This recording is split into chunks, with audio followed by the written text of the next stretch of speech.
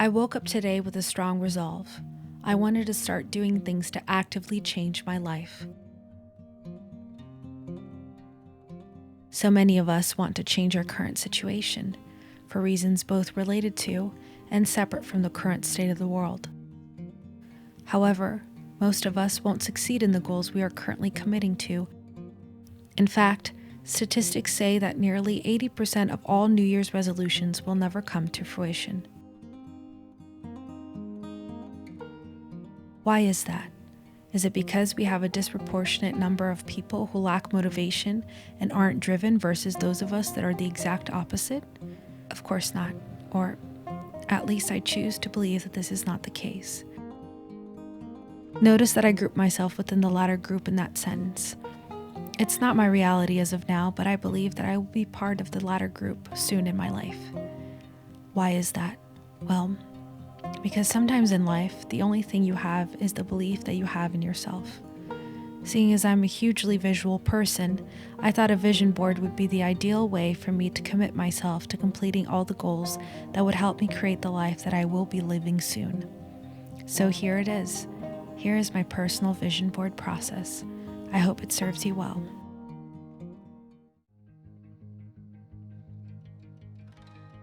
The first thing I focused on and asked myself was, what areas of my life should I focus on for my vision board? After asking myself that question and getting no resulting answer, I thought back to a TikTok video that I've recently saved. Even though the study section was not entirely applicable to me any longer, I revised the original skeleton that was proposed, and I ended up with a template that I was entirely happy with.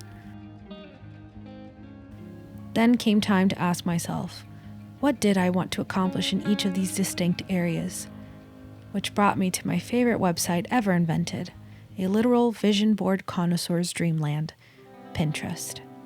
All kinds of different lives, futures, possibilities, and goals that I could live through. It's difficult to pick just one thing. Good thing that my vision board was taking up the greater part of my office's only visible wall. Standing tall at a whopping 4.9 feet with a width of 2.3 feet, this wall was made for one reason and one reason only, for me to cover her with a bunch of printed out paper. What is, after all, a vision board without visuals? Well, that is exactly what I thought to myself when I discovered that I had no printer ink. Worst of all, when I went to my local office supply store, I saw that there was currently a nationwide shortage of printer ink. After a solid week of debating whether or not to accept the fact that I was willingly being robbed, I decided to cave and buy myself printer ink. With this in hand, I was now ready to print my new reality. Some of the images focused on career goals. Others involved personal wants in terms of desired skills to acquire, relationship goals, and of course, health and body wishes. While doing this, I made sure to intentionally leave a rectangular space open in the middle for the next step in my process, something that I like to call my gratitude sheet. This is a sheet in which I recontextualize every goal I have into present-day gratitude phrases. My wording of these goals in a way that places them in the current day makes me focus on the most important thing of all, my gratitude for all the present things that will help me create the life that I wish to have.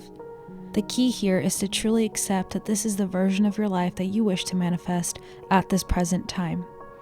Often in the past, I had the odd tendency of wanting to push back on changing ideals of my life, often due to the fact that I was married to some idea or some expectation that I had of myself. What I have learned is that fighting against that can sometimes lead to you not getting the very thing you wish to attract. I look at my vision board now and I see a lot of potential for love, for fulfillment in the lives of those I love and care for success in my career, but above all, I see the gratitude and happiness that stems from it all.